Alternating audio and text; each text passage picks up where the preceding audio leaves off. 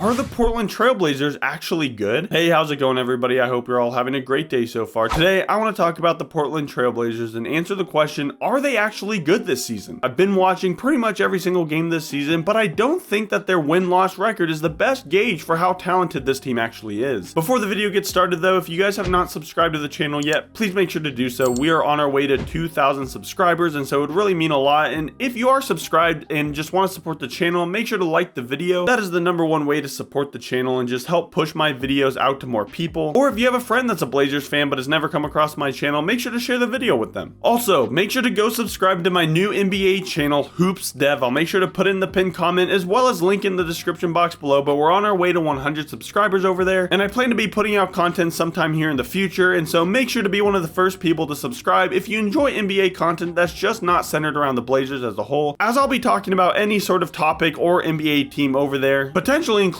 the Blazers. With that said though, let's jump right into the video. First, I just want to say I apologize for not putting out another video. I know it's been a couple of weeks and I meant to put one out last week. However, it was a video that I had almost finished, but then life got busy and I wasn't able to get it done before the season started. And it was a video all about my hopes for the Blazers this season and kind of a recap of preseason as a whole. And it just overall feels like it'd be better to make a video about what the Blazers have already done this season, and hence this video. So the Blazers, it looks like they haven't really played well this season, and if you're just looking at their win-loss record, then I would probably agree with you. But I think there's a lot more to that than meets the eye. The Blazers had a rough opening night, losing to the Golden State Warriors 140-104, which is the worst opening night loss the Blazers have ever had in franchise history. I won't get too deep into individual players and stats on each of these games, but Toumani Camara looked good in this Warriors game, Deni Avdija looked fine, Jeremy Grant, DeAndre Ayton, and Anthony Simons didn't shoot the ball the best, but still put up 15 to 16 points. Scoot Henderson looked alright, scoring a team high 22 points, along with 4 assists and 4 rebounds, but didn't shoot the ball the best. And Donovan Clingan saw his first NBA minutes, where he only played 13 minutes and shot 1 for 2 from the field, and finished the game with 2 points, 2 rebounds, and 1 block and 1 steal to go along with it. 2 nights later, on Friday, the Blazers played the New Orleans Pelicans in Portland, and it was a pretty close game. There was a game winner from Brandon Ingram at the end that caused the Blazers to lose 105-103. However, Jeremy Grant had an amazing game, scoring 34 points, shooting 8 for 17 from the 3-point line. Scoot Henderson also had one of his better games of his NBA career, in my opinion. He had 15 points, 6 assists, and 3 steals, and those 3 steals all came in the first half. He also shot 7 for 9 from the field and 1 for 3 from the 3-point line. And just overall, it looked like Scoot Henderson was really running the offense. He was making smart plays. The game was slowing down a bit for him, and it just looked like he was playing a bit smarter. He didn't rush into the paint as much and just go for a shot that he would end up getting fouled on or the ball would get stripped away from him on, but he was making a lot of smart reads, smart passes, and just overall one of his better games in my opinion. So close game on Friday night, but the Blazers came back to play the Pelicans again in Portland on Sunday, where the Blazers handed them a defeating loss. The Blazers beat them 125-103. This win was led by Jeremy Grant and Anthony Simons, who combined for 55 points and collectively shot 17 for 44 from the field, so not too bad. Donovan Clingan also had a pretty good game. He only played for 13 minutes, but had 9 points, 9 rebounds, and 2 blocks. I really hope to see Donovan Clingan getting more minutes here in the near future. The only reason why I can think of that he's not getting enough minutes is just his physical condition. He's not ready to play those minutes yet, but I think now more than ever, especially early on in the season and when Robert Williams is out, this is the time to really push Donovan Clingan and see if maybe we can get him up towards that 18 or 19 minutes per game mark. I will say though, Ayton had a decent game, scoring 17 points and 12 rebounds on 7 for 9 shooting and 1 for 1 from the 3-point line in this win, and overall not too bad. Scoot Henderson, however, had a pretty rough game, only scoring 9 points, but he did have 7 assists and 5 rebounds, so he still had an impact on the game. I know the plus minus isn't everything, but he was a plus 20 overall and shot 1 for 4 from the 3-point line and 2 for 12 overall on the game. Finally, the Blazers played the Sacramento Kings in Sacramento, where the Kings beat the Blazers 111-98. Scoot Henderson had a really good game, scoring 18 points, 5 assists, and 4 rebounds, and overall shot pretty well, shot 1 for 2 from the 3-point line and 5 for 12 from the field, getting to the free throw line 8 times and making 7 of them. Scoot is really learning how to get to the free throw line and draw fouls, which is going to be so important if he wants to become a star in the NBA one day. DeAndre Ayton, however, led the Blazers in overall points, scoring 20 points and 11 rebounds, and shot 10 for 17 from the field. It was nice to see DeAndre Ayton have an efficient game, especially considering some of the first couple of games of the season. It looked like he was just being a bit lazy and slow and was taking some possessions off, and so seeing him have a nice, efficient game is always good to see. Toumani Camara had a bit of an off game, especially compared to his last few games. Jeremy Grant only had 7 points and shot 3 for 12 from the field, 1 for 3 from the three-point line, so not a very efficient game from him. Anthony Simons also had a bit of an off game, only scoring 12 points, was 1 for 7 from the three-point line and 4 for 12 from the three, and so definitely would have been nice to see a bit more from your vets, but overall, not a bad game, lost by 13 points to the Kings, kind of what you would expect. Now moving on to why I think the Blazers might actually be good this year. So as I was just talking about with the Kings, the Blazers lost by 13 points to the Kings, and that is with Jeremy Grant only scoring 7 points and Anthony Simons only scoring 12. This game, the two of them combined for 19 points as opposed to the previous game where they combined for 55. Now, no, I don't think that they're going to combine for 50 plus points every single game they play together, but I think you can imagine that if they both just had a somewhat normal game, they probably would have beat the Kings, and that's even with guys like De'Aaron Fox, Domantas Sabonis, DeMar DeRozan, all these guys going off for 24, 18, 23 points. And so I think the Kings played about as well as you kind of would have hoped from them. They didn't have a bad game, they maybe didn't have an elite game either, but if some of the Blazers vets like Jeremy Grant and Anthony Simons would have played better like they had been the rest of the season, then I think the Blazers realistically could have won this game. And I think that's the biggest thing, right? I don't think that the Blazers are going to be some big playoff team that makes a push in the playoffs, but I do think that they have a chance to not be the worst team in the West, which might be a low bar to hit, but overall, given the talent of the Western Conference, it wouldn't shock me if the Blazers make their way up to maybe the 13th, 12th, or even 11th worst team. Because even though, yes, a bit early to make any sort of calls like that, DeAndre Ayton seems to be playing about as well as he was at the end of last season. Scoot Henderson is having quite a good breakout season so far. Donovan Clingan seems to be an instant defensive presence that is overall helping the defense of this Blazers team as a whole very well. Same with Deni Avdija. Even though his shot hasn't been falling, he's still doing a lot on defense and is pushing the pace, helping this team move faster. And then you see guys like Anthony Simons, Jeremy Grant, who are playing as good as they have been. Jeremy Grant, I'd even say, has been playing some of his best basketball despite this last game against the Kings. His play style as a whole has looked a lot better than the first couple of years he was on the Blazers. And again, despite this last game, Tamani Kamara has looked a lot better and is looking like a player who can hopefully in the next couple of seasons work his way up to become a guy that's comparable to guys like Herb Jones. And Tamani Kamara, even though he had a rough game last night against the Kings, he's looking a lot better and is quite the presence on defense and is shooting the ball decently well. And so overall, if this team can kind of keep up the way that they've been playing on defense and pushing the pace, playing fast, and you add in guys like Robert Williams and Matisse Thybulle who are elite on defense, and then sub them in for guys like Duop Reith and Ryan Rupert or Chris Murray, plus you add in Shane Sharp, who's going to be one of your top offensive guys, I think overall when that happens, the Blazers are going to have a lot more depth, as your starting five can be Anthony Simons, Shane Sharp, Deni Avdija, Jeremy Grant, and DeAndre Ayton, with Donovan Clingan, Scoot Henderson, Matisse Thybulle, and Robert Williams being your first four guys off the bench. And if the Blazers can stay healthy, I just don't see how a team with that kind of depth and defense, I just don't see how the Blazers could be the worst team in the NBA if that's the case, as I feel like they have a lot more depth than even teams like the Spurs or the Utah Jazz. And hey, who knows, maybe if we see an elite breakout season from Shane Sharp, Deni Avdija's shot starts to fall, Anthony Simons and Jeremy Grant can put it together more consistently, and Donovan Clingan is that elite presence on defense as the first backup center, maybe this team can make the play-in, you never know. Make sure to comment below, let me know your thoughts on this Portland Trailblazers team. Where do you see them finishing off the season? How many wins do you see them getting? I believe right now the betting line is 21.5 points, so do you see them exceeding that, or do you see them tanking at the end of the season and getting less wins than that? And make sure to subscribe to the channel and like the video on your way out of here. I hope you guys enjoyed the video, and until next time, I'll see you later.